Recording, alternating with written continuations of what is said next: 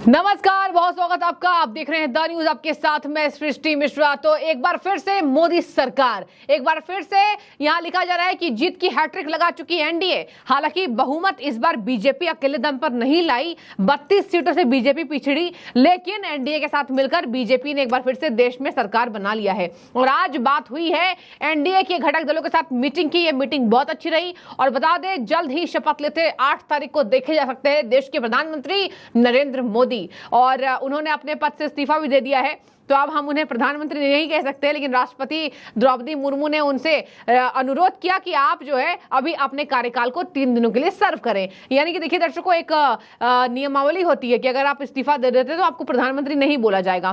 तो देखिए ये तमाम बातें हुई और इसी बीच बड़ी खबर बता दें, चंद्रबाबू नायडू जिस पर नजरें टिकी हुई थी और टीडीपी प्रमुख है, अध्यक्ष हैं चंद्रबाबू नायडू ने, अभी जस्ट मीटिंग खत्म हुई, मैं उनकी बात सुन रही थी। चंद्रबाबू नायडू ने कहा कि ये तो होना ही था, हमने साथ मिलकर चुनाव लड़ा और अब जो है हम पूरा समर्थन भारतीय जनता पार्टी को एनडीए में रहकर देने वाले हैं। और इसके साथ मैं आपको बता दूं, चिराग पासवान से लेकर यहां पर आरएलडी, जयंत चौधरी, सब के सब नजर आए हैं।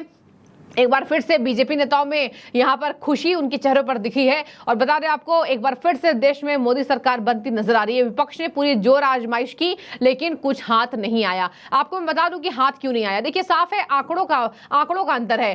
कहां बीजेपी अकेले दम पर 240 सीटें पर, कहां यहां पर विपक्ष अकेले दम पर नहीं, सब मिलाकर के इंडिया गठबंधन 234 सीटों पर सिमटी। और कांग्रेस पार्टी को भूलना नहीं चाहिए कि 100 का आंकड़ा पार नहीं किया कांग्रेस ने, 99 सीट्स है।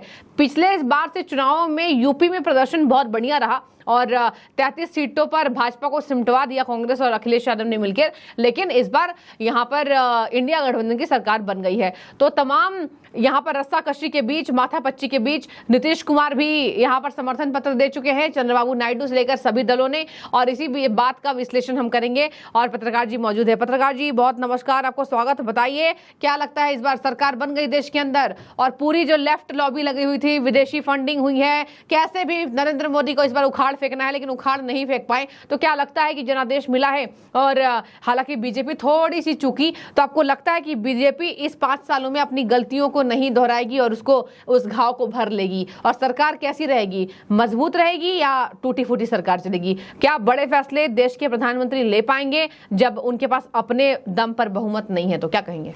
दोस्तों नमस्कार, मैं अजय पत्रकार। देखिए मैं आपको क्लियर कर दूं कि मोदी बड़े फैसले लेंगे।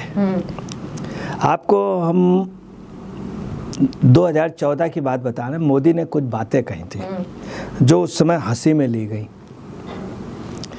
नहीं कहना चाहिए कि मोदी जी ने एक शब्द कहे थे कि हम 1 करोड़ लोगों को बाहर रोजगार दिलाना चाहते हैं। ये मोदी जी का स्वप्न था, खास तौर से महिलाओं का। उसका दूसरा अर्थ लोगों ने लगाया तो वो थोड़ा शांत हो गए।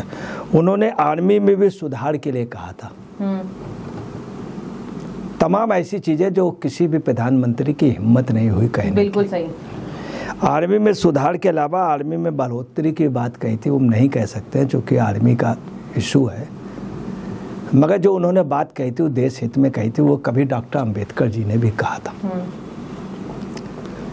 तीसरी आपको बताते हैं, मोदी जो है वो मिडिल लाइन के हैं। सवर्ण, बैकवर्ड और दलित, इनके बीच में सब में सामंजस्य। पहले भाजपा कहना नहीं चाहिए, ब्राह्मण, बनिया और ठाकुरों की पार्टी थी, कटु सच है। मोदी के आने से दलित, बैकवर्ड, आदिवासी ये सब आए। आदिवासियों में आज की डेट में 80% कब्जा है। मैं आपको बता रहा हूँ, उड़ीसा की जो जीत है वो आदिवासियों की जीत है। बिल्कुल सही। दूसरी, आदिवासियों ने इनको वोट दिया। दलितों ने जो वोट कहीं कहीं नहीं मिला, यूपी वगैरह, उसमें मोदी दोषी नहीं है। उसमें पार्टी का नेतृत्व, कुछ नेताओं की सोच या सही सामंजस्य नहीं ले पाए। एक योजनाबद्ध तरीके से एक नारा दिया गया कि संविधान को बदल देंगे सभी दलों ने। ये कांग्रेस ने ओपनली कहा, सपा ने अंदरूनी खाने से कहा, तो दलित इनको वोट नहीं मिल पाया। अब आपको बताना है, बड़े फैसले मोदी निश्चित लेंगे। अगर कोरोना ना आता तो बड़े फैसले मोदी बहुत बड़े फैसले लेते हैं। अब मैं आपको बता दूं पीओके का। पीओके मोदी के लिए इतना आसान है कि पूछिए नहीं। मगर मैं आपको बता रहा हूँ, मोदी को पीओके पहले नहीं चाहिए। मोदी ने जब नोटबंदी की थी उसकी वजह थी चूंकि पाकिस्तान सबसे ज़्यादा नोट छाप रहा था यहाँ। उस नोटबंदी से पाकिस्तान बर्बाद हो गया, इनके नोट आने बंद हो गए। दूसरा, मोदी उसके पहले चाहेंगे कि पाकिस्तान टुकड़ों पर हो जाए, बलूच अलग हो जाए, पख्तून अलग हो जाए, सिंध अलग हो जाए, और जो ये नॉर्थ ईस्ट का एरिया है उनका वो अलग हो जाए। पीओके जब चाहेंगे, पीओके की जनता भी चाह रही है, मगर मोदी को इससे बहुत बड़ा चाहिए। मोदी को जीरा नहीं चाहिए, पूरा पूरा खाना चाहिए जो हिंदुस्तान को खिला सके। अगर कोरोना ना आता तो मोदी ऐसा कर लेते हैं। अब इनकी रहा, अब मोदी क्या करेंगे, जिनके जिनके पास पैसा है उनसे मोदी जबड़े से खींच करके ले करके आएंगे। अच्छा, अब लगता है होगा। दूसरी आपको बता रहे हैं, भाजपा की हार की एक वजह ये भी रही कि इन्होंने क्या किया, आतिक इनके समय मारे गए, अंसारी फैमिली बंद हुए, पहली बार बंद हुए। दूसरे तमाम ऐसे अपराधी जो थे उनके किसी का काउंटर हुआ, कोई अधिकतर लोग जेल में रहे, बड़े से बड़ा, चाहे जो भी जिस भी पार्टी का होगा, इनका भी रहा। इन लोगों के पास सत्ता रहती है। एक हत्यारा या एक बड़ा स्मगलर जब मरता उसके उसमें भीड़ ज़्यादा होती। मुंशी प्रेमचंद जिनकी कहानियाँ रशिया में चलती है, पूरे देश में चलती है, जब वो मरे थे तो लोग ये बताया कोई उधर कोई अध्यापक रहता तो मर गया, उनकी बॉडी को उठाने के लिए लोग नहीं थे। वहीं आज आतंकवादियों, उनके लिए ये देश का दुर्भाग्य है कि एक आतंकवादी भी पंजाब से जीत गया, आतंकवादी जीत गया।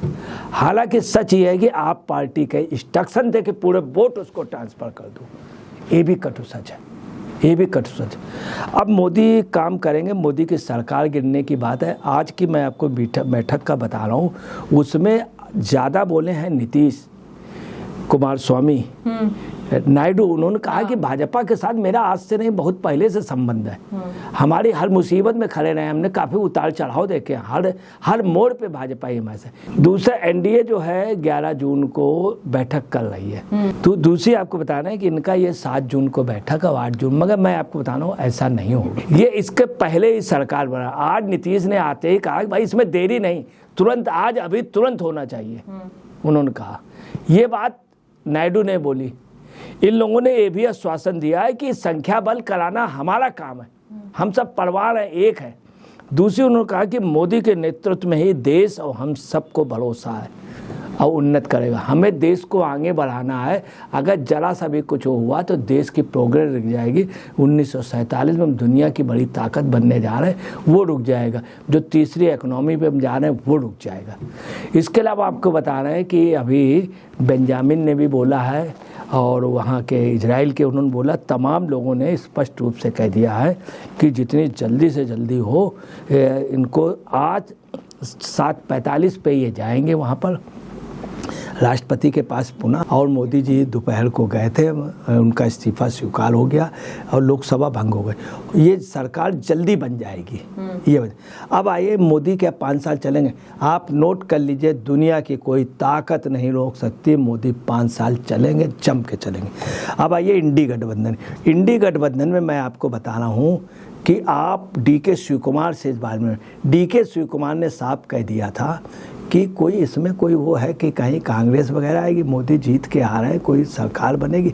उन्होंने स्पष्ट, वो पूरा कर्नाटक नहीं चाहता है कि दे हुए बने। खड़गे जी को बहुत इच्छा है कि हम किसी तरह से प्रधानमंत्री बन जाएं, इसलिए उन्होंने अपने घर पे मीटिंग बुलाई है। उनके असिस्टेंट जो खास हैं वेणुगोपाल जी, वो सब लगे हुए हैं। दूसरे, सोनिया को या राहुल को किसी भी कीमत में शरद यादव नहीं बनने। अभिषेक को मायावती, उन्होंने ममता ने भेजा, ममता ने आने से मना कर दिया। ममता ने शनिवार को मीटिंग बुलाई, प्रधानमंत्री में खुद प्रोजेक्ट कर रहे हैं। अखिलेश का सोचना है कि हमारे पिताजी को नहीं बनने दिया था इन लोगों ने, लालू यादव वगैरह, मैं आज सबसे ज़्यादा जीत के आया, मुझे प्रधानमंत्री बनने को मिले। दूसरी आपको बताना, उधर स्टालिन सोच रहे हैं, सभी लोग सोच रहे हैं। इन सब के अलावा केजरीवाल वहाँ बैठ के जेल में सोच रहे हैं। तो आपको बताना है किसी भी सूरत में प्रधानमंत्री का विपक्ष। दूसरी आपको ये भी नोट कर लीजिए कि इस मौजूदा इंडी गठबंधन के दो बड़े दल वो विश्वास प्रस्ताव के समय अनुपस्थित रहेंगे। इनके जो 234 हैं ये 194 में आ जाएंगे, नोट कर लीजिए। कुछ लोग विश्वास प्रस्ताव के उस पर नहीं जाएंगे। इसके अलावा 7 निर्दलीय इनके साथ भाजपा के साथ जा रहे हैं। अरविंद केजरीवाल के सांसद जा रहे हैं। बीजेपी इनको सपोर्ट कर रहा है। हर सूरत में बगैर किसी डिमांड के इनको अकाली दल सपोर्ट कर रहा है। एक सांसद और जीता है, वो भी विश्वास प्रस्ताव में जो है वो सपोर्ट करेगा, नहीं तो आएगा नहीं। तो कुल मिला के इनको बहुमत है, 303 का वो होगा। अब आपको बताते हैं कि सरकार बनाने के लिए कौन सक्रिय है। सरकार बनाने के लिए केसी त्यागी, लल्लन सिंह और अपरोक्ष रूप से पटनायक चाह रहे हैं कि मोदी की बनी रहे। कहेंगे वो सरकार कोई दूसरी बन गई तो हम कहीं के नहीं रहेंगे। तमाम ऐसे लोग जो लग गए सरकार बनाने लगने के लिए कि हर सूरत में ये सरकार रहना। सबसे ज़्यादा चिंता नीतीश की, और उनकी आज वो साफ हो गया बैठक में। इन लोगों ने पैरवी की जम के की, कुमार स्वामी ने। तो आपको बता रहे सरकार चलेगी, बड़े फैसले होंगे, सरकार को कोई नहीं रोक पाएगा। और इंडी गठबंधन जो आपको दिख रहा है, ये गठबंधन अभी टूट जाएगा घिस घिस करके। ये आपको बता रहे इनकी 99 सीटें हैं, 100 भी नहीं है, तो इनको बुलाया भी नहीं सकता। राष्ट्रपति की बाध्यता होगी, नहीं कहना चाहिए। राष्ट्रपति इनको, इनके पास बहुमत है, 303 सीटें हैं, नोट कर लीजिए। 298 इनके सांसद समर्थन से हो चुके। इस समय मौजूदा 292, कल तक थे, आज 298, और जिस दिन विश्वास प्रस्ताव होगा उस दिन 303 होंगे। ठीक। तो देखिए पत्रकार जी ने एक बात सही कही कि इंडिया गठबंधन जो है वो आप देखेंगे कि धीरे धीरे टूटेगी। अब पूछिए कैसे। ममता बनर्जी हमेशा से अकेले चुनाव लड़ने की बात करती है पत्रकार जी, और वो पक्का साथ छोड़ेंगी, हमें ऐसा लग रहा है और पूरी जनता को लग रहा है। ममता बनर्जी छोड़ेंगी, इधर आ जाइए, समाजवादी पार्टी का घमंड बढ़ेगा, क्योंकि यूपी में भाई साहब बहुत आपको 32 सीटों का फायदा हुआ है। 5 पर थी सपा, 37 सीटें, बहुत बड़ा फायदा है, तो घमंड बढ़ेगा। कांग्रेस जो है वो 20 सीट गेन करती है, और बसपा के 10 सीटें खो दी बसपा ने। मायावती जी के लिए बहुत दुखद है, 10 सीटें उन्होंने खो दी। अब देखिए यहाँ मायावती समझ चुकी है, उन्होंने बोला मुसलमानों ने वोट नहीं दिया जब हमने उनको जगह दी थी, प्रतिनिधित्व किया था, तो अब हम उस हिसाब से अपना वोट लेते नजर आएंगे और अपने फैसले लेते नजर आएंगे। फिलहाल 10 निर्दलीय दलों का समर्थन केंद्रीय मंत्री गृह मंत्री अमित शाह ने कर दिया खेला, और नरेंद्र मोदी एक बार फिर से शपथ लेते दिखाई देंगे। बने रहिए, बहुत इंटरेस्टिंग मैच है ये लोकसभा चुनाव। कोई निराश नहीं, कोई हंस रहा है तो कोई रो भी नहीं रहा है, लेकिन इस बार लोकसभा चुनाव बहुत इंटरेस्टिंग रहा। लेकिन फिलहाल विपक्ष के मंसूबे कमजोर दिखाई दे रहे हैं। आपकी राय क्या है, रखिए, शुक्रिया।